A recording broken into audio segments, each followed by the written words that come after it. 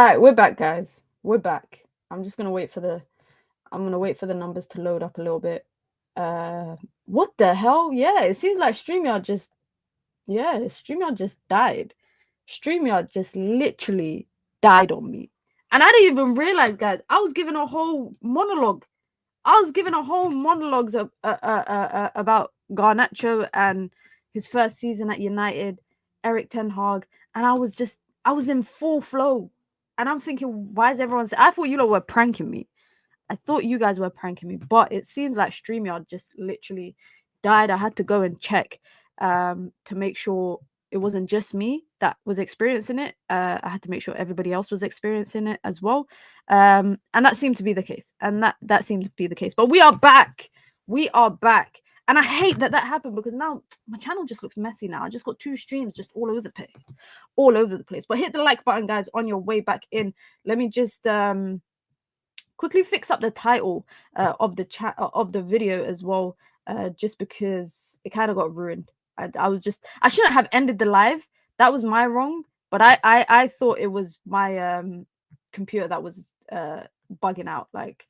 So let me just edit the title of this. Garnacho departure. All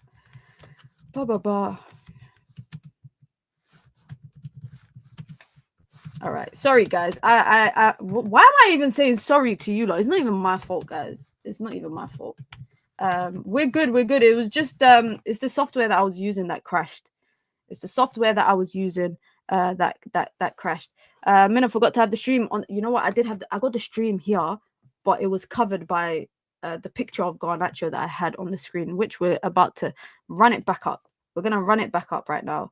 And we're going to continue the conversation about Alejandro Garnacho's future at Manchester United. YouTube is a disgrace. That's all I have to say. They need to do better. This is people's livelihoods that they're playing with. Thoughts on Frank to Spurs? Good question. I think Thomas Frank is a great manager. And I think he will be I have no faith for any manager that goes to Spurs, because I don't think Daniel Levy and that board are anyway serious of supporting and backing their manager. So Thomas Frank, personally, I think he's a good manager. I think he's a very good manager. And I also think they might be going for him because he's done quite well with the assets and the resources that he's had at Brentford. Maybe they're not planning to spend big at Spurs and they need a manager that can work with what he has. But Spurs are not effing about, guys. They sacked their men and their women's manager. They sacked the women's manager needed to go. He was crap. But I feel like Ange had a lot more in the bank, especially obviously because they beat United in the Europa League. So it'll be very interesting to see what happens with Thomas Frank. But like I said, I've seen Conte go there and fell. I've seen Jose go there and fell. I don't even think Ange was a failure in the league, but he brought them their first trophy in how long? And he got sacked. So Thomas Frank better buckle up and be ready for that bumpy ride, because I can't really say much about their board and Daniel Levy, because we got the Glazers. So I don't think we can really talk too much. Okay, where were we? Let's pick up where we left off, guys. Let's pick up where we left off. We left off. I was talking about Garnacho. I was talking about Alejandro Garnacho. And also I was talking about Garnacho sent his brother to sabotage the stream. I was talking about, basically, I have a theory about Garnacho. I feel like he was fast-tracked into Man United's first team because Erik ten Hag realized how crap Antony was. Erik ten Hag realized what he brought in Antony was not the reality of what he envisioned it to be. So Garnacho's path to the first team was fast-tracked. If you look at other players that have come into the first team from the academy, I'm talking Kobe, I'm talking Ahmad, in that same kind of period of years. No one has had a fast-tracked route to the first team like Garnacho. And for me, it's about moments. You know, the moment called for a savior. Erik ten Hag needed someone, needed a savior to cover up for the fraudulent signings that he made. I shouldn't call it fraudulent, but the struggle, the signings that never transpired into any tangible assets for Manchester United. So he looked to a savior, and he's found Garnacho. And I genuinely think, had Anthony been a better winger when Man United brought him, I don't think Garnacho would have played that role that he did last year, where he played like 30-something games in a row. I don't think so. I don't think Erik ten Hag would have done that. But he needed a savior. And, everyone loves a savior, and everyone loves a scapegoat. That's two things that everybody loves, a savior and a scapegoat. And Garnacho may have become that at Manchester United. Has he really helped himself? I don't think so. I feel like with what bothers me about Garnacho is it's not on the pitch. Like, I think on the pitch he's frustrating to watch, but he creates stuff that United wingers don't. And he gets into situations that United forwards don't. But the end product, if you're not finishing those chances, there's no difference between the striker that doesn't get into those positions and the winger that does get into that position. The end product is still the same. You missed. So it's just another like stat on top of your what do they call it, your what XG, your XG is just another number there. And I like about Garnacho, that he's threatening, he gets into threatening positions and in front of goal, etc. But if we're talking about ego, we're talking about behavior, this is the same thing. What he has done over the last 2 years, I'm talking about publicly undermining the manager, putting up your middle finger at like, I'm sorry, I feel like people found that funny. I did not find that funny. Ahmad came out explaining himself, which is still, again, okay, questionable. You shouldn't be doing that. But I don't like the fact that everybody found it so funny about him putting up his middle finger at fans in Malaysia. If I was that fan at Malaysia, I would have jumped over the barrier and decked him in his nose. Like, because that, again, shows that, number one, whether you want to be there or not, that's a different conversation. That post-season tour was a joke from Manchester United. The players didn't want to be there, right? But if you're talking about players who represent the club at that, like, at front face level, that is people that are like people like Garnacho, people like Ahmad, people like Kobe, people like Bruno. Everybody represents Manchester United. So it shouldn't be okay or a norm for you to behave in that manner. That should not be the case. And I feel like that's what's going to let Garnacho down, because he's going to go to a team. He might go to a team that they ain't going to sing your name in the stadium when you're missing 15 chances, big chances in the Premier League season. They're not going to sing your name. I couldn't fathom it, and I couldn't believe it when Manchester United were singing after just a couple of days before that. The whole situation unraveled between him and Ruben Amorim. Big up to Alice with the raid. Me and Alice been going through it this afternoon, man. We've been going through it with StreamYard, just breaking down. Big up to Alice, guys. Make sure you lot follow her. And congrats on 100K. Alice hit 100K on 2 channels, guys. That's no joke. That's the work rate. You lot see it there. Big up to Alice with the raid. But let me know you guys' thoughts about the Garnacho situation in terms of how you might. Do you feel like Man United have to part ways with him? Is it just the best thing to happen?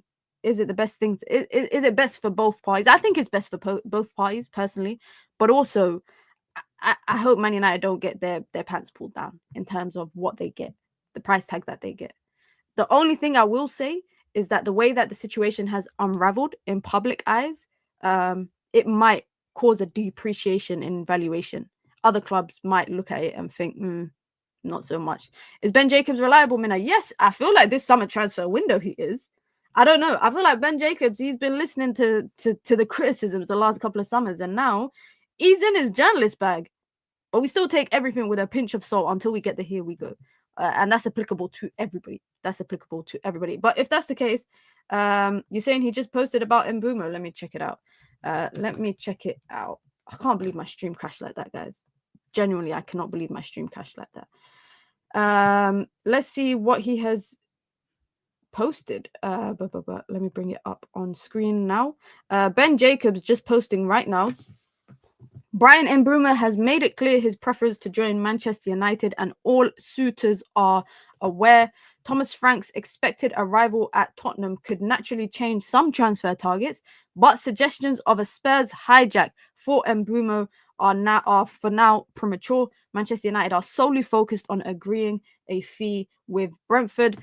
Spurs are looking at a right or central attacker with Tyler Dibbling on their list, but as of now, Manchester United are currently the only side in formal talks with Brentford. So that kind of fully explains to us what the general conversation has been, guys. The general conversation has been, and I don't know why people just assume because Thomas Frank was going to Spurs that Spurs would try and hijack it. I get it. He's played under Thomas Frank and he's probably got a good relationship with him. But this is the same guy who's turned down Spurs. He turned down Spurs. And even then, there was uncertainty about Ange's future. So that could have played a factor into it in terms of the fact that he didn't know who the manager would be had he joined Spurs. But it's interesting that Tyler Dibbling is on their list for a right or central attacker. And it's also nice and reassuring to know that Manchester United are the only team in talks with Brentford. For me, I'm not gonna lie, guys. When do you guys think we might get the here we go? When do you think we might get the here we go? I actually think like maybe tomorrow. I think maybe tomorrow we might get a here we go for Brian Mbeumo. Because from what it sounds like, a lot of journalists are saying they are not far away in valuation. And if it's true that they're moving for 60 million plus a package of a couple of million, Uthman saying, inshallah, Spurs intercept. Uthman, why don't you want Brian Mbeumo to join United? Tomorrow evening or Wednesday morning? Yeah, that's feasible. That's feasible. Today, yeah, I would love a here we go today. If we could get a here we go. Wednesday, he's bold. Come on, don't do that. Don't do that, Uthman. Don't do that, Uthman. I hope if we can get a here we go tomorrow and he's announced by like next Monday or Friday or something. And then United can push with the Gyokeres deal and get that done by, maybe the week after next. That would be United having 3 players in before July. And then still some room for a midfielder or a goalkeeper as well. That for me would be the ideal situation. Obviously, we do not live in an ideal world, unfortunately. But that for me is the ideal situation. Get both. I mean, that's hopeful. Please don't ruin his career. We will try our best. We will try our best not to ruin it. Check Sorloth's stats. We're not talking about Sorloth. He's a good striker though, but he's doing well at Atletico. So I don't think that's a striker United will go for. I think when a player does well in a season, in a premature season, in terms of their first season there, I don't think a club should be in for them immediately. I think you should give them another season to see how they get on. I know he Barcelona have nightmares about Sorloth last season. I think he's a good striker, but also he's playing second fiddle to Alvarez, and he's still got decent goal contributions. We need a midfielder. Why is nobody in for Paulinho, guys? Why is no one in for Paulinho? What do you know? What I always wonder. Some of these players, I wonder why they make the decisions that they do. Because I liked Paulinho before he even joined Fulham. I liked him before that. And I liked Matheus Nunes before he joined Wolves. The worst decisions that they both made is one going to Bayern Munich and the other one going to Manchester City. And they were 2 midfielders I think United could have done with. I think United could have done with a Nunes or they could have done with a Paulinho. Slow, old, big wages. Damn, that's okay. Damn, 3. Damn. He's 30 soon. Fair enough. I mean, what's his name? Don't even rate him at Bayern Munich. What's his name? Does not rate him at all at Bayern Munich. Vincent Kompany. Vincent Kompany does not rate him at all. You guys already know who I think United should sign for midfielders. This guy here. If United want a midfielder, they just need to go and sign Lamine Kamara. That's it. And that's why I'm actually glad with the fact that you got Manchester United recruiting within other regions that they traditionally wouldn't have recruited in. You know, bringing Sekou Kone from Mali, bringing in Diego Leon from South America. But this kid here, Lamine Kamara, should be the guy that Manchester United signed. Do you know why? Because I promise you, a team like Fulham, a team like Brighton, a team like Wolves will go and sign him, and then everybody will jump on the bandwagon. Everyone will then jump on the bandwagon when those kind of teams sign him. How old is he? He's 21. He's 21 years old, and I retell this story every time. I mean, 21 is not a kid, but also he only started playing in Europe, guys, 2 seasons ago. 2 seasons ago, he was playing in the French league. Now, just for some context, because you lot know I love to retell this story. I was watching AFCON under 20s. I was watching AFCON under 20s 2 years ago, and I stumbled across this guy. He was 17 at the time, and he was the captain of the under 20 Senegal team. And the only reason why I was watching, guys, I'm not, bro. I just want to show you guys that I promise you, I'm not lying. The only reason why I was watching was because Senegal. Let me find the exact fixture right here. Senegal were playing, and my national team was playing in. Senegal was playing, yeah. In obviously they were host nation, and my country had qualified for the under 20 AFCONs for the first time ever. So I was just watching out of curiosity because I knew my country wasn't going to get far, but I thought, let me just watch to see if there's any gems. And I stumbled across him. I was thinking, wow. And I remember tweeting saying Lamine Kamara is the next star for Senegal. I remember tweeting that 2 years ago whilst I was watching AFCON. And I remember people were tweeting me saying, you're that serious about watching football that you're watching under 20 AFCON. But I was amazed at the quality of football that I saw, especially for midfielders. I don't know what it is, but I feel like when it comes to midfielders, you can find some real gems in Africa. You really can find some real gems in Africa. So from there, he managed to get a move to the French league, or he was playing for a club in Senegal in the Senegalese league, and then he got a move to the French league. And Monaco signed him last summer for an affordable fee, very, very affordable fee. I think they signed him for like 50. Yeah, they signed him for like 12 million pounds or 11 million pounds. So you know they're gonna flip that, because that's what Monaco do. They've done it with Fofana. They did it with Mohamed Kamara. There was another one called Mohamed Kamara that went to Qatar now. But these are all players that they scout well for. And Lamine Kamara is another player that I think Manchester United... It worries me that we're not linked to many midfielders. Personally, I am a little bit concerned about that. You look at a lot of what we're linked to after Mbeumo, strikers, and then after that it's maybe 1 or 2 goalkeepers that we're linked to. There's not much talk about midfielders, and I think it's because the one midfielder that United was linked to sounds like he might be going to Al-Hilal, and that's Edison. I'm talking about Edison, who's linked to potentially moving. So I don't want to rattle you guys and be like, guys, it's looking bad, but I'm worried. If United don't get a midfielder, it's a very underwhelming window. And I've said this time and time again. United, we can get Mbeumo, and we can get Cunha, and we can get Gyokeres, but we have to get a midfielder. We have to get a midfielder. I'm looking forward to seeing what Sekou Kone does as well. Like I seen that he's linked to a loan move to that Swiss team that Ineos own. But in my opinion, I don't think he needs to go to the Swiss league. I think he should go to the Championship. I think if he's going to go somewhere, I think he should go somewhere in the Championship, because you want regular football, number one. Number two, I think you need to get experience as close to physicality of the Premier League.